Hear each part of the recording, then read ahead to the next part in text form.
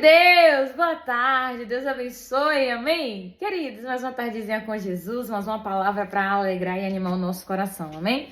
Vamos lá? João capítulo 13, versículo 1, que diz o seguinte: Ora, antes da festa da Páscoa, sabendo Jesus que era chegada a sua hora de partir deste mundo para o Pai, e havendo amado os seus próprios discípulos que estavam no mundo, ele os amou até o fim. E terminada a ceia, tendo já o diabo posto no coração de Judas Iscariotes, filho de Simão, que o traísse, Jesus, sabendo que o Pai lhe entregara todas as coisas em suas mãos, e que havia saído de Deus e que ia para Deus, levantou-se da ceia, colocou de lado as suas vestes e, tomando uma toalha, cingiu-se. Depois, ele pôs água em uma bacia e começou a lavar os pés dos discípulos e a limpá-los com a toalha com a qual cingia. Irmãos, eu acredito que aqui está um dos feitos de Jesus, a qual a gente para e pensa, meu Deus, não precisava, mas ele fez. Coisas que a gente olha e pensa, meu Deus, a gente não merecia, mas ele fez. E você vê que o João aqui no início do 13, né, fala que Jesus, ele amou os seus discípulos desde o princípio e o amou até o fim. Como assim? Amou até o dia da sua morte. E após isso, continuou amando ainda mais. E isso, irmãos, se estende a nós, porque a Bíblia nada mais é do que a nossa história. A Bíblia nada mais é do que o princípio de todas as coisas, né? É a nossa ligação direta com o nosso Criador. E eu fico, né, bem emocionada, porque, irmãos, não dá para imaginar amor assim. Não dá para compreender que amor foi esse. De Jesus, ele, sabe, ele como Senhor, como mestre, como um rei, se eu não me engano, acho que Paulo que vai dizer isso, né? Ele despiu da sua glória, ele abriu mão da sua glória, ele abriu mão da sua vida ao lado do Pai e veio à terra, sofreu tudo que sofreu, passou tudo que passou, foi humilhado, vendido, como a gente viu aqui, mesmo João dando esse relato de que Jesus o amou, nos amou até o fim, ainda assim, né, Judas, ele foi ali instigado por Satanás para que traísse Jesus. Jesus sabia, irmão, Jesus sabia que ele ia ser traído, sabia que ia ser vendido, sabe? E ainda assim ele continuou amando. Ainda assim, ele continuou, sabe, desejando o bem, fazendo o bem, mostrando o caminho, ensinando como, sabe, fazer as coisas para alcançar a salvação eterna. E aqui, Jesus, mais uma vez, né, vai fazer algo que ele não precisava fazer, né? A Bíblia diz que depois da Santa Ceia, ele está ali com os seus discípulos, depois que ele seca, que ele come ali com os seus discípulos, ele toma uma atitude inesperada para todos. Ele simplesmente pega uma toalha, coloca ali, né? Ele tira ali as suas vestes que ele tava, né, de cima, né?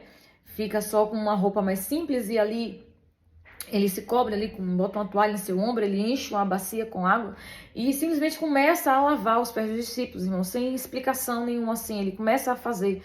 E aquilo chama a atenção dos seus discípulos, né? Os discípulos ficam meio assim. E quando ele chega perto de Pedro, né? Que a gente sabe que Pedro sempre foi mais impossível, sempre foi mais, né, para frente. Pedro, não, mestre, que isso? Pedro se assusta. Nossa, não, pra quê? Vai lavar os meus pés? De maneira nenhuma. E aí Jesus fala, Pedro, se eu não lavar os seus pés, você não tem parte comigo. Pedro, se eu não fazer isso aqui que eu tô fazendo pra você, você não tem parte comigo. Irmãos, e tem coisas que por mais que eu seja discípulo de Cristo, por mais que eu digo que eu sirva ao Senhor, mas se eu não agir como tal, eu não tenho parte com Ele. Se eu não obedeço a palavra, eu não tenho parte com Ele. Irmão, se eu não honro a Deus como eu deveria honrar, eu não tenho parte com Ele, irmãos. Se eu digo que eu sou serva de Cristo, mas eu ainda estou embaraçada no pecado, estou embaraçada no engano, ainda amo as coisas desse mundo, eu não tenho parte com Ele. E Jesus está aqui, Pedro, se você não me obedecer, você não tem parte comigo. Pedro, se você não se enquadrar aqui, se você não entender, não se esforçar para tentar entender o que eu estou fazendo, Pedro, você não tem parte comigo. Apesar de que o próprio Jesus depois fala, eu sei que vocês não estão entendendo agora, mas lá na frente vocês vão entender o que eu estou querendo fazer aqui. E deixa eu deixar uma coisa bem clara. Todos, eu tô aqui para limpar a todos, mas infelizmente nem todos estão limpos, porque ele se referia a Judas que eu trairia. Irmãos, e a gente entende que o evangelho, né, ele é muito, ao mesmo tempo que traz uma mudança de vida, né, é uma coisa bem delicada ao mesmo tempo, O evangelho é algo poderoso e delicado, né? Na verdade. Porque traz mudança de vida, né? Para quem crê, para quem aceita, para quem obedece. Mas eu digo delicado porque, infelizmente, muitas pessoas, irmãos, têm se escondido, na verdade, atrás do evangelho, né? Não tem se permitido ser mudada, tem se escondido, tem usado o evangelho como meios, né? De ganhos, como meio de favorecimento, né? Usa o evangelho apenas para se maquiar, para poder se modular uma coisa que não é. E Jesus, ele conhece a todos. Foi como eu falei, irmãos, aqui no começo. Mesmo amando a todos, mesmo amando muito os seus discípulos, mas Jesus sabia que Judas o trairia. Jesus conhecia Judas, sabia o que Judas faria. E não é diferente de mim e de você, irmãos. Ele conhece as nossas ações, ele sabe quem somos. Ele sabe que por mais que eu pregue a palavra, talvez eu possa não ser liberta em uma área. Ele sabe que por mais que eu louve muito bem, eu posso estar embaraçada em alguma coisa. Por mais que eu ore e faça fogo descer do céu, mas a minha vida pode estar completamente fora do que eu aparento ser. Jesus me conhece, nos conhece, irmãos. E o mais importante é que a cada dia possamos nos lavar, irmão, nos limpar por intermédio da palavra. Eu sei que tem coisa, irmão, que nos confronta, que incomoda, porque mudança, irmão, nenhuma mudança é agradável, tá? Quem trabalha em área de saúde, né, ou quem já foi fazer curativo, né, de alguma ferida, alguma queimadura, sabe que o processo para cura é doloroso. É ter que lavar a ferida, é ter que passar a pomada, é ter que fazer isso, fazer aquilo, bota curativo, tira curativo, e todo um cuidado para não machucar. É um tempo de recuperação. Então, assim, irmãos, a limpeza espiritual é a mesma coisa, a cura espiritual é a mesma coisa, é uma coisa incômoda, uma coisa que dói, mas assim, mas quando você entende a quem você está fazendo e a quem você está servindo, irmãos, porque depois Pedro fala, não, mestre, ó, se o senhor quiser, me dá logo um banho. Me dá logo um banho, Jesus, pra eu ficar logo limpo de uma vez. Jesus, me lava, me joga dentro dessa bacia aí, ó, e me chama de toalha.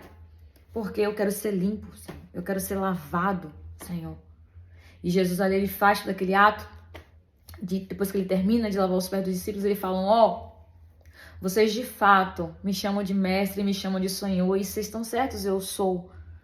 Mas o mestre, ele não é maior que o seu discípulo. Né? O Senhor não é maior que o seu servo, pelo contrário, é quem serve que é maior. Porque vai haver uma passagem onde Jesus diz o seguinte, que ele não veio ao mundo para ser servido, ele veio para servir. Ele não veio, irmãos, para ser, sabe, ser exaltado com honraria, ter gente ali aos seus pés. Não, ele veio para servir. E ele disse, da mesma forma que eu lavei os pés de vocês, façam isso uns com os outros. Porque o que eu fiz aqui entre vocês neste momento é tão somente para deixar como exemplo. Irmãos, e nós temos que aprender com Jesus. Nós temos muito que aprender. E torno a lhe perguntar, precisava ele fazer? Ele só precisava mandar, irmão. Ele podia mandar, ó, pegue aí uma toalha, pegue aí uma bacia, encha de água aí, lave agora uns pés um dos outros aí. E ficar só assistindo, mas não. Ele colocou a mão na massa para mostrar o que era humildade, o que era simplicidade, o que era obediência, o que era entrega, o que era também amor e cuidado um para com o outro. Jesus em tudo, irmão, foi exemplo. Ele tinha todo o poder e direito, irmãos, de chegar mandando, de chegar ordenando, de chegar fazendo. Mas ele preferiu, irmão, se despir. Ele preferiu abrir mão para que a gente pudesse tomar isso como exemplo, irmãos, e ser discípulos. Ser servos, irmãos, e precisamos, irmãos, buscar isso a cada dia. Ser servos, ser humildes como ele foi, ser simples como ele é, sabe? Olhar para a palavra, olhar para a vida de Jesus e se esforçar para tentar fazer pelo menos 10% do que ele fez. E a gente já vai estar meio caminho andado. Então que possamos nessa tarde, irmãos, tomar isso como exemplo. E entender que o maior e melhor do que ser servido é servir. É estar à disposição, é estar entregue, é ajudar, é se empenhar, é se envolver. Porque quanto mais a gente se envolve com a obra, quanto mais a gente se entrega para a obra do Senhor, irmãos, a gente vai crescendo com Ele lá. Porque a gente precisa lembrar, irmãos, que a nossa recompensa terrena não se compara à recompensa que está aguardando por nós, que é a nossa vida eterna. Então, quanto mais você se diminui aqui na terra, maior você se torna diante dele lá no céu. Quanto mais você serve aqui na terra, irmãos, nós seremos servidos lá no céu, com um banquete que já nos espera.